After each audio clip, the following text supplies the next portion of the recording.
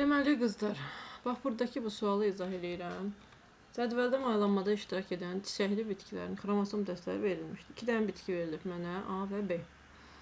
Qrafikdə isə çiçəkli bitkinin rüşeym kisəsində spermlər daxil olduqdan sonra hüceyrə sayının zamandan asılı olaraq dəyişməsi göstərilmişdir. Və deyir, nəzərə al ki, əvvəlcə haploid hüceyrə mayalanıb. Yəni yumurta hüceyrə mayalanıb, vegetativ nüvə rüşeym kisəsinə daxil olmamışdır.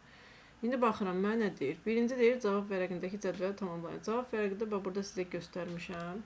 28-ci sualı tapıb bura qoymuşam. Deməli, orada deyir ki, bir dənə yumurta hüceyrənin xromosom yığımı, bir mərkəzi hüceyrə, 2 dənə də spermi.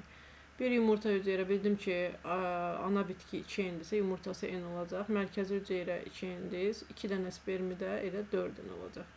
Bunlar cəmi elədi 7 N. 29-cu sualda deyir, əmələ gələn toxumun ləpə yarpağı hüceyrəsi ilə toxum qabığı hüceyrəsinin xromosom dəstələrinin nisbətini müəyyən edin. Deməli, toxumun ləpə yarpağı. Bu nədən əmələ gəlir? Bu toxumun bir hissəsidir da, elə. Deməli, mən baxmalıyım toxuma. Toxum nədən əmələ gəlir? Bax, burada yazmışam da, yumurta hüceyrə ilə sperminin birləşməsindən yaranır zigot. Zigotdan əmələ gəlir rüşeym. Rüşeym gələcəkdə, yəni toxumdur da, bu toxumun rüşeymi. İndi bunun ləpə yarpağı zigotdan yaranıbsa, deməli bu ləpə yarpağında bir dənə ata var, spermi var, bir dənə də ana var. 2N biri, N-də biri. Bu elədi 3N. Bəs toxumun qabığı, həmişə sizə nə deyirəm? Toxumun qabığı yumurtacığın divarıdır, biz demişdik, düzdür. Yumurtacıq da anaya aid bir hissədir ki, orada atanın payı yoxdur. Deməli, toxum qabığı anadır. Anadan 2N-dir. Ana özü baxıram B bitkisi.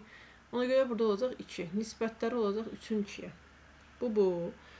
Və keçirəm 30-cu suala. 30-cu sualı burada ayrıca qoymuşam. Deməli, 30-cu sualda mənə deyir ki, yəni Euler-Venn diaqramına bu hadisələri yerləşdir. Mən də baxıram ki, Euler-Venn diaqramında T1, T2 aralığın bir qoyub, T3, T4 aralığını bir qoyub, bir də orta xüsusiyyətlərinin bir-birində baxıram.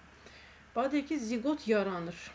Baxıram qrafikə. 9 dənə hüceyrə var idi. Bu 9 nədir? Bax, bir dənə qəşəng yekə rüşeym kisəsi çəkirəm. Elə 9 hüceyrə hardan gəldi? Bir dənə mərkəzi hüceyrə 2N. Bir dənə yumurta hüceyrə burada ortada N. Yerdə qalan bu mayalanmada iştirak eləməyən 5 dənə hüceyrələrim. 2 dənə də spermim var. Spermin də başqa rənglə işarə edeyim. Deməli, bu da olsun mənim spermilərim. Biri burada, rəngi dəyişmədi, ruçkamın. Deməli, biri burada spermi, bir də burada spermi, düzdürmü? Spermilər 4N olduğuna görə spermilər 2N'dir. Deməli, neçə dənə hüceyrəm var burada sayıram. 9 dənə hüceyrəm var. 9 deməli, hələ ki mayalanma getməyib. İndi birinciyə baxıram, zigot yaranır. Zigot harada yarandı? Bax, bu spermi ilə bu yumurta hüceyrə mayalandı. Çünki mən şərtdə demişdi, nəzərə alın ki, birinci haploid hüceyrə mayalanır.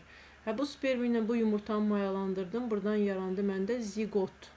Və hüceyrə sayım bayaq 9 idisə, burada 2 hüceyrə birləşdi. Hüceyrə sayı 9-dan bax, düşdü. Hara düşdü? 8-ə.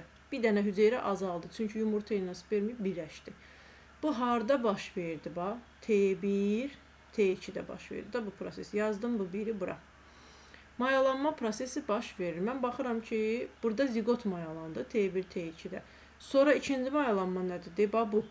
Yumurta hüceyrə, mərkəzi hüceyrə ilə spermin o birisi mayalanacaq. Bu da mayalanmada. Bu harda baş? Bu da mayalananda, bu da bundan birləşəndə hüceyrə sayı bir dənə də azalacaq. Yəni 8-dən düşəcək hara?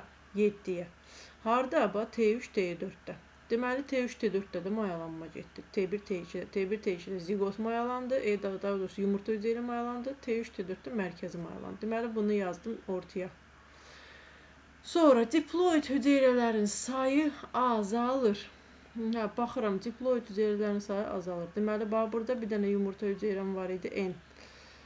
Bir dənə spermim var idi, 2N. Burada da 2N, 2N var idi. Diploid hüceyrələrin sayı hər iki mayalanmada azaldı. Birinci mayalanmada bir dənə spermim var idi, 2N, düzdürmü? İkinci mayalanmada hər ikisi diploid idi. Diploidlərin sayı azaldı hər iki mayalanmada. T1, T2-də də, T3, T4-də də. Yəni, Yumurta hüceyrə mayalananda da, mərkəzi mayalananda da. Deməli, bunu da yazacağım bura. Sonra 3. Haploid hüceyrələrin sayı azalır. Haploid məndə burada harda azaldı? Baxıram ki, hansı mayalanmada məndə haploid azaldı. Məndə birinci mayalanmada haploid azaldı. Bax, bu spermim 2N-dir. Yumurtam N-dir. Bu birislər ikisi də 2N-dir. Deməli, haploid hüceyrəmin sayı azaldı. Deyib, bu mayalanmada. Yəni, birinci mayalanmada. O da harda oldu? T1, T2-də. Deməli, yazdım bunu bura. Tetraploid hüceyrəm elə gəldi. Deyib, burada. Deyib, burada. Tetraploid hüceyrə. 2N, 2N. Deməli, bu hansıdır? İkinci mayalanmadır. T3, T4-də. Yazdım bura. Tetraploid 5-i yazdım bura. Ana bitkinin əlamətlərini daşıyan haploid hüceyrələrin sayı dəyişmir. O da nədir? Deyib, bu hüceyrələrdir də ki, bunların sayı dəyişməyəcək. Harda? T3, T4-də. Yəni, bu çox diqqət tələb edən situasiyadır. Bax, məsələn, samballı situasiyadır.